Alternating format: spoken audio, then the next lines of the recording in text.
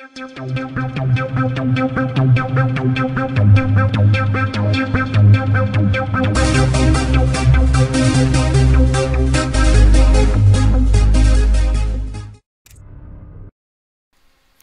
guys, this is Breaker, and I guess you could call this my little tryout cast for the NASL in their new position since Mr. Bitter left. And I figured I'd go ahead and cast this replay on the Southeast Asia server. That's why you saw the achievement unlocked portrait, but let me go ahead and get the introductions underway. Spawning at the 6 o'clock position of Polar Knight LE, I give you all yoeFWJoJo. And at the 12 o'clock position, a Protoss player by the name of SKS. I'm not sure who exactly it is. And I actually took these replays from my teammate, yoeFWJoJo, and the reason why I elected to go ahead and cast his replays above all else, anyone else's, is because of the fact that I wouldn't say entirely biased. He is a teammate, but of course he is from the Taiwan region. And I kind of have a long history going with him. I remember back in the day, a year ago, when Ian was competing in the WCS North America 2013 Challenger League, when MLG was casting that, he was actually in that league at the time. He had beaten some big name players. One of them that comes to mind immediately is Chad Minigun Jones of Root Gaming, also known as the victor of the recent Enders game on Blu-ray DVD tournament, if I'm not mistaken. At least the portion where Nathanias had casted it, not MLG Game On. Now, already we can see that we have a Gateway Expo coming from our Protoss player, and Ian is not really the kind of player I would know to go for Swarm Host play, but in this game, I would not be surprised to see him doing it, considering, well, it's the ladder. He's got to be trying out some new playstyle on the ladder. He is, of course, Masters. He was one of the only Taiwanese players to actually make it to GM, and I remember back in the day when Ian was actually competing in the WCS North America Challenger League. At the time, I was casting the Ritmix Russia StarCraft League Season 4 or Season 5, I forget which, but it was the season where they had invited Jim and Max said to participate in the tournament. And it just so happened that that week, oh, also, Scarlet was in the same group as Jim for that online tournament, and it just so happened that week that Scarlet and Jim, Drunken Boy, and Ian were all in the same group for the WCS North America Challenger League. At the time, Ian had come to me for replays for the Ritmix Russia StarCraft League. Of course, they were anyone's to access, quite realistically speaking, and he wanted to try and expose and exploit the flaws of two opponents that he knew he would face off against in WCS North America Challenger League. Meanwhile, getting into the build of how this game is going, the queens are a teeny bit delayed because, of course, Ian went for a hatch that was slated around the 3-minute 20 mark, if I'm not mistaken. Yes, just about then. And that actually sacrificed the resources that it would take in order for him to get a queen, a pair of queens out. Zerg is my main race, and I choose to focus on all of these players from the Taiwan and China region because my undergraduate degree was in Chinese language and literature, and if I am not going to stay in North America for employment purposes, then I could see myself going to Taiwan for a significant period of time. Now already we can see SKS rushing across the map with 2 zealots, and I think the aim of this build coming from SKS is to kill a queen, maybe get a couple of drones, and here we are, a Baron exposed, natural, lo and behold, Ian in some real trouble. He's going to need to pull a couple of drones to deal with that. Just 1 or 2 shots from a drone, 1 or 2 pecks from a drone on a single zealot there will actually cause it to take enough damage for a queen to deal with. Now the zealot's going to go ahead and check and see if there's a third. It will, of course, get that information revealed in good time. Sees the creep, goes ahead and heads home, heads for the hills with this 1 zealot that looks as though it's not going to make it home. Not at all. As a consolation prize, we will see him rushing across the map with Warp Gate Tech in production, a Stalker behind that, a Probe, and a couple of Zealots as well. But I think this could actually make make for some feigned aggression, perhaps cause Ian to overproduce on units. Instead, he can see that he's got the situation fully under control, and he goes ahead and makes a round of drones instead. He's just fine, and he knows it. Or is he? Meanwhile, for our Protoss player, just now getting the Mothership Core out, it's going to be going with a 3-gate forward pressure, perhaps into another tech up, and then a round of some other pressure. Excuse me, a round of what could be an all-in, or perhaps taking a third and tacking on more infrastructure, more gateways, more stargates, things of that nature. I'm sorry, I need to pause this replay for just a moment. There's something that's bothering me right now, and I always prefer to go with damaged health bars. There we go. Okay, perfectly fine now. And, jeez, this is also bothering me. Sorry. Controls, enable mouse scroll, disabled. There we go. Okay. Now we have our Protoss player rushing across the map with a Mothership Core, 2 Zealots, and a Stalker. This stands to do a lot of damage if Ian is not ready to intercept. But here we are. Group of Slowlings. Metabolic boost only now getting started. 2 more Queens on the way. One of them, I imagine, will be used to spread creep. Double evolution chambers going down in the main. I like this a lot. But the pressure is going to be largely aimed at the third. There's a fair amount of creep spread here, and it looks like our Protoss player is elected to return back home unsuccessfully. Ian playing this somewhat well. He read into it perfectly well. He's thinking to himself, okay, well, I did what I had to do, but at the same time, this is still forcing out a few more units. Just the sight of the Mothership Core is enough to tell Ian that this is some kind of aggression, or something that he interpreted to be aggression. In my opinion, it was feigned aggression. Just having the Mothership Core there scared Ian just a teeny bit, and he made 5 roaches. He's making lings right now. I don't know if he knows what kind of position he's in. He's actually free to drone up as he pleases, but he's not doing that right now. He's getting +1 Carapace. Speed is done for the lings. And +1 melee as well. So it looks like the end game could come down to ultras, perhaps. Twilight Council now on the way for SKS, and a Stargate as well. It's going to be interesting to see where he's going with this. I can't quite put my finger on it just yet. Endgame composition could be Void Rays and Archons is what I'm thinking. Twilight Council is now done. The question is, will he be getting some form of tech or another off of that, or will he be going for, say, Dark Shrine or Templar Archives? Hold that thought, as we do have a nice engagement here for Ian. He's got... Oh, man. He's managed to take down almost all the sentries. I have a feeling that a good deal of them, if not all of them, will be forfeit. It's getting so close.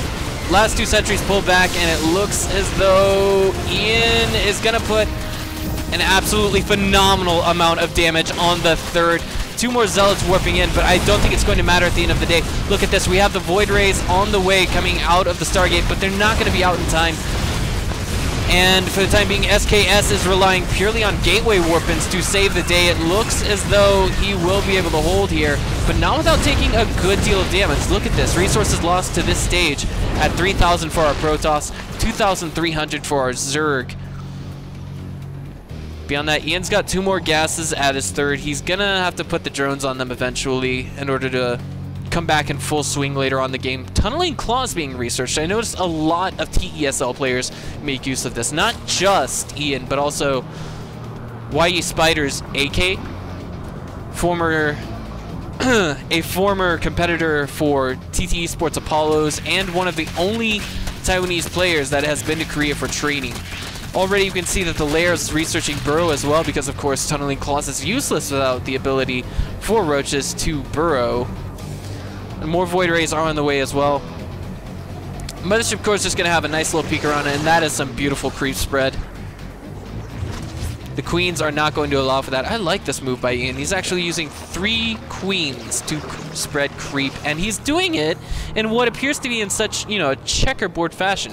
Meanwhile, enduring locusts on the way, so it looks like my call at the beginning of this game for Swarm Host has been somewhat erroneous, as we all can see, but now it looks as though SKS is ready to return the pressure. I'm not sure if that's a good idea or not, because honestly, look, he's 38 army supply, and if Ian just switches to army production relatively soon, he's going to be able to, I think, encompass this army relatively quickly with a lot of Zerglings.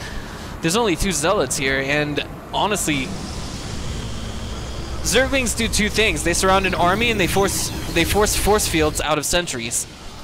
Already we have the 2 other Stargates finishing up. +2 attack is about to finish up as well. Blink is on the way, and I think I'm digging this push coming from SKS. He's going to try and just go, I wouldn't say mass Blink Stalker, but he's definitely going to try and go with a very high Blink Stalker count to get him the win here. But here we go, the big engagement. Lots of Queens coming along for the right. They're going to be the main anti-air in all of this. Prismatic Alignment activated, but it looks as though force fields have been forced, and that's going to pull Ian back for just a moment. 5 Swarm Hosts on the way, along with 16 Lings. +3 attack just now started for our Protoss, meaning the +2 push has been triggered. And I feel as though SKS, you know, it may not be a good idea for him to push forward here. He could probably, perhaps, maybe find a way to harass Ian. Maybe take a 4th base at the same time. I'm all for those decisions, but going straight forward with this attack will more than likely end in failure. He's already losing a handful of gateway units. The force field's going down, but that is an absolutely phenomenal surround on this Protoss army, forcing the recall back to the 3rd, and more Stalkers warping in. The Dark Shrine is now on the way for our Protoss. He realizes just what kind of a deep and messy and sticky situation he is in at the moment. And that creep spread is getting so close. You know, if this continues, I think the only option that our Protoss will have for an expansion will be the lower right-hand corner base here. And that's going to be super exposed. Here we go. Ling's trying to get into the natural. I believe there's 2 ways for them to get in here. I think that's enough room right there, but Swarm Host push onto the 3rd. More and more of them are coming into the mix as we see the Locusts begin their march. Low health they may be right now, low time for existence, but that is a lot of Swarm Hosts here already. We have a Robotics Bay on the way in the background for our Protoss. He realizes, oh no, I need to get some Colossi out. I need AoE. I need something that can deal with this Swarm Host army. Observer now catching up and clearing away creep. Just getting that creep control out on the map. The Queens repositioning themselves. And now it looks like, oh no, it looks like Ian may have made a slight mistake here, but he's playing so well. He's actually forcing force fields on top of this entire Protoss army. Here we go. Stalkers at the right flank, however, look like they will be exposed temporarily, and they will not be able to take that engagement. They back off immediately, clearing the way for the Locusts to do their damage on this Nexus. It will only be a matter of seconds before it falls. It is a steady stream and leak of damage. One more wave of Locusts will kill that base, and SKS realizes he cannot afford to lose this, taking a fight where he is exchanging super ineffectively. The supply difference is now increasing between both of our players. What can he do to pull himself out of this situation? There's the answer, the Warp Prism. It's gonna go straight into the main of Ian and cause a big warp in, I'm pretty sure. But big engagement right outside the natural. Super good surround for Ian on that entire Protoss army. SKS now dwindling in army supply. And Prismatic Alignment activated, but it's useless against Queens. It really is. There's nothing to use it on Queens for. It looks like the transfuses failed to get lined up and properly used. And look at this. The Vengeance coming in. 2 Zealots warping in. There are no DTs available for this army. Lots of static D going down everywhere, but there's no detection to speak of, if I'm not mistaken. Look at that. That's a lot of DTs, and they might actually take this entire base down, but it's going to take a matter of seconds. There is an Overseer on the way. It's morphing. There's a lot of Spine Crawlers just about to finish. The question is there enough static defense to deal with this harassment movement that's coming on? Meanwhile, SKS is also simultaneously opting to attack the 3rd base. Ian staying put with his Locust, not budging from this face check, if you will. The Macro Hatch is now in danger, as well as these Queens, and it looks, you know, Ian's making it look easy, and so is SKS. Everything here is just falling apart for both players. A wave of Locusts arrives, and it looks like, in all of that chaos, Ian did manage to snipe that third. The recall was forced on our Protoss player. He's back at the natural. Okay, so where does he go from here? He's done some pretty, I want to say, almost phenomenal damage thus far. But it's being shut down, and I think Ian says, hey man, with this push, I want you out of the game.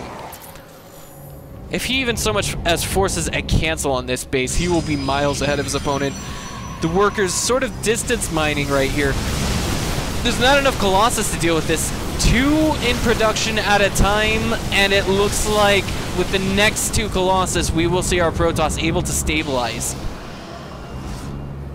But the Locusts, they just keep on coming. He can't, I don't know if he can hold this base or not. The probe's kind of getting just a teeny bit exposed. Cannon's going down, but way too late. It looks as though kiting aggro from these Colossi will allow SKS to fight another day. But this is a, you know, this is a 1, 2, 3, 4, 5 base Zerg versus a 4 base Protoss.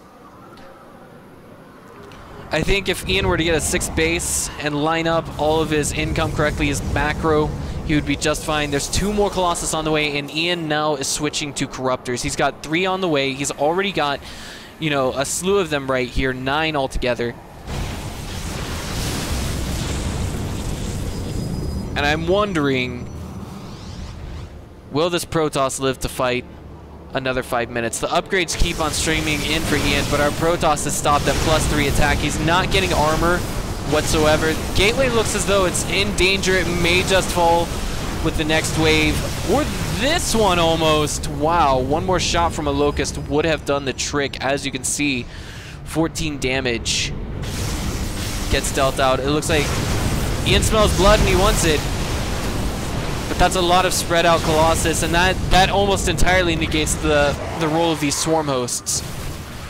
Now Ian, if he really wants to win this, he's going to need Vipers. He hasn't gotten any into the mix, so he's got some kind of ulterior motive. What on earth could it possibly be? DT's now warping in, but where are they? Defensive DTs, and oh, this is so clever.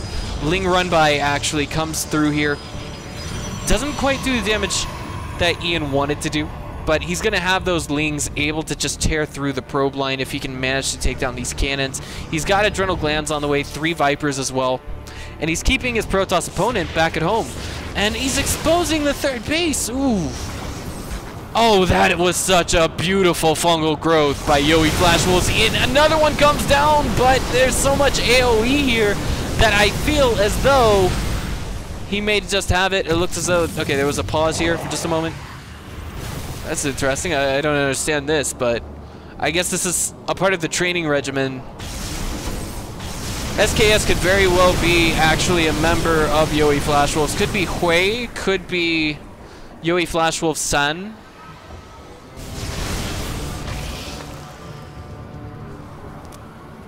Ian told me that in one of these replays there was a bit of a pause and someone else had taken control of the game. Maybe, just maybe, Ian wanted to find out if one scenario or another would work better than another.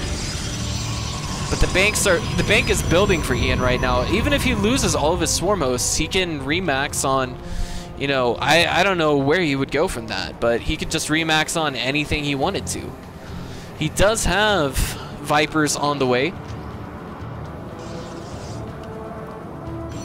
And our Protoss continues to get the Void Ray count up, is continuing forward with more AoE methods. He's getting the Templar Archives. The question is, will he go for Storm, or will he use the gas and minerals that are banked to go ahead and make Archons? Thus far, no Psionic Storm on the way. Perhaps, just perhaps, our Protoss's macro skills are slipping a teeny bit. Trying to muster just what Ian is trying to do here. He's going for the lower right base right now, so that means to me that he's going for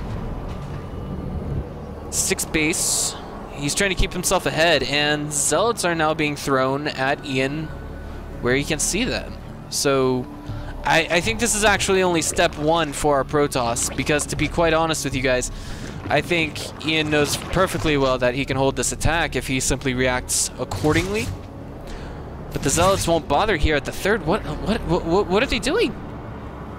I don't understand. And Spore Crawler's getting pulled along for the right because, of course, it's nice to just pull them along and use them for more or less Viper energy. They really are quite critical to the late game for a Zerg army. Cyanix Storm now on the way, almost done, and that's a lot of High Templar with enough energy for feedbacks and storms. Both players, of course, just now, I wouldn't say just now approaching 200-200, but of course our Protoss is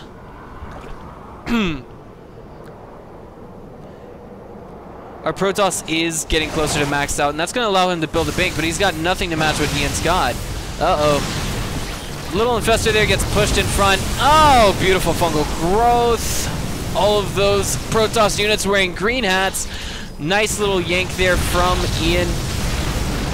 Now playing under JoJo's name, and it looks as though he could potentially take this. I don't know, but he's actually lower in supply right now, as we do see our fearless Protoss pushing onto all of this, realizing sacrifices must be made. Feedback's going down as necessary. Archon's being morphed in the background, and it looks as though this wave will not be enough Protoss to stop the might of yoeFWJoJo's Ian, now known as JoJo.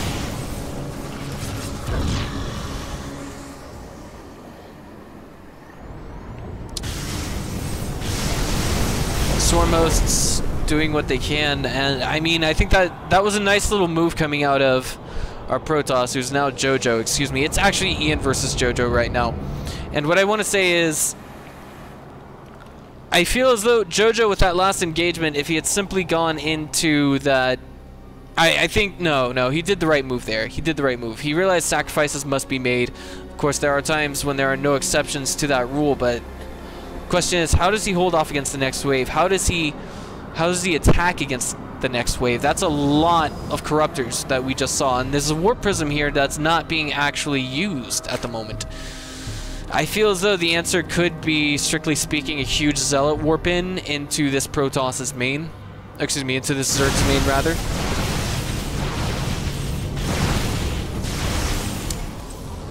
And now we have JoJo moving out with an Observer, clearing away creep, getting ready to take his 5th base. This is really turning into the long macro game.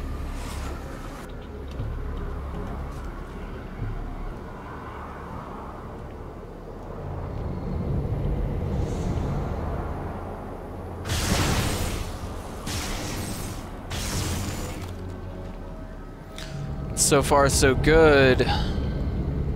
He's throwing down assimilators, but he doesn't have room to throw down a Nexus just yet, unfortunately. And now every base on the map is taken, guys, except for basically this one. And both players are getting into their red upgrades, their final upgrades, their ultimate upgrades. Zerg Flyer Carapace and Attack now on the way for Ian. JoJo just now getting his +1 Protoss air weapons. He's at a massive disadvantage, I feel. I mean, he could throw away a lot of Zealots with warp-ins to harass. It seems as though JoJo has almost completely forgotten about this warp prism. But the repositioning of this army, that's a lot of Void Rays, and they are all stacked up. Beautiful fungal growths going down on them right now. And the Queens coming in from behind to kind of tank for them. Nice little yanks coming from the Vipers, and it looks as though Storm's going down on top of the Corruptors will shoo them away for the moment. Hitting a few of the Protoss units, not too important, but it looks as though the Void Rays may just fall in all this. The supply discrepancy almost massive at this point, as we have only one Colossus remaining. The Observers getting shut down and shot out of the game.